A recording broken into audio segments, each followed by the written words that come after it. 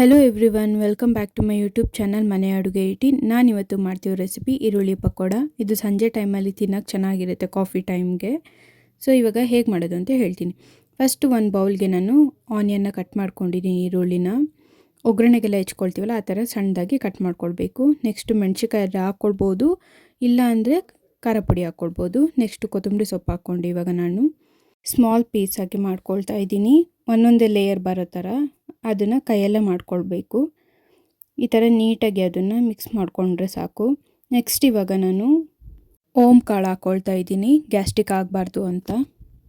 Next ಜೀರಿಗೆ, next ಉಪ್ಪು ರುಚಿಗೆ ಎಷ್ಟು ಬೇಕಷ್ಟು, ನೆಕ್ಸ್ಟು ಅಕ್ಕಿ ಹಿಟ್ಟು ಅರ್ಧ ಕಪ್ಪು, ನೆಕ್ಸ್ಟು ಕಡಲೆ ಬೀಜ, ನೆಕ್ಸ್ಟು 1 ಕಪ್ಪಷ್ಟು ಕಡಲೆ ಹಿಟ್ಟನ್ನು ಹಾಕ್ಕೊಂಡು ಫಸ್ಟು ಇದನ್ನು ಮಿಕ್ಸ್ ಮಾಡ್ಕೊಳ್ತೀನಿ ನೀಟಾಗಿ.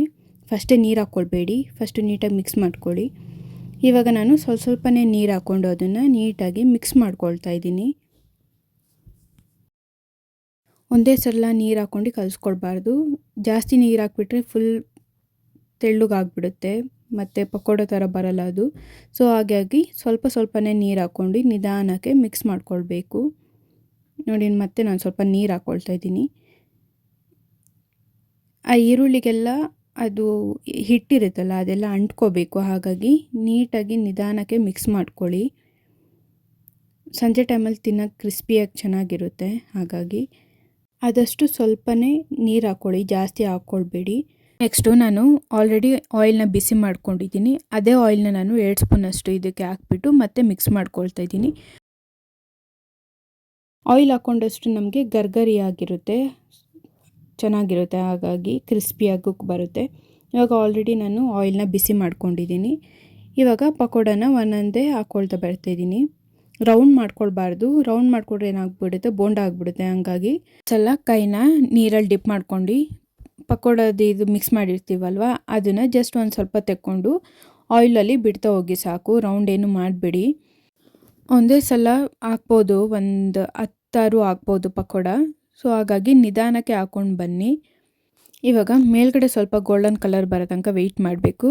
ಗೋಲ್ಡನ್ ಕಲರ್ ಬಂದಾದಮೇಲೆ ಅದನ್ನು ಟರ್ನ್ ಮಾಡ್ಕೊಳ್ಬೇಕು. 1 2 3 ಸಲ ಟರ್ನ್ ಮಾಡಿಕೊಂಡ್ರೆ ಸಾಕು. ಅದು ನೀಟಾಗಿ ಒಳಗೆಲ್ಲ ಬೆಂದಿರುತ್ತೆ.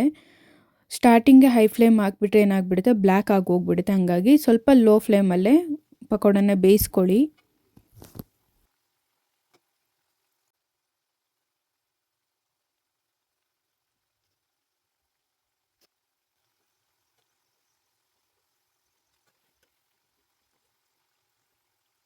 ಇವಾಗ ನಾನು 2 ಕಡೆನೂ ಬೇಯಿಸ್ಕೊಂಡಾದ್ಮೇಲೆ ಇವಾಗ ಆಯಿಲಿಂದ ತೆಗಿತಾ ಇದ್ದೀನಿ.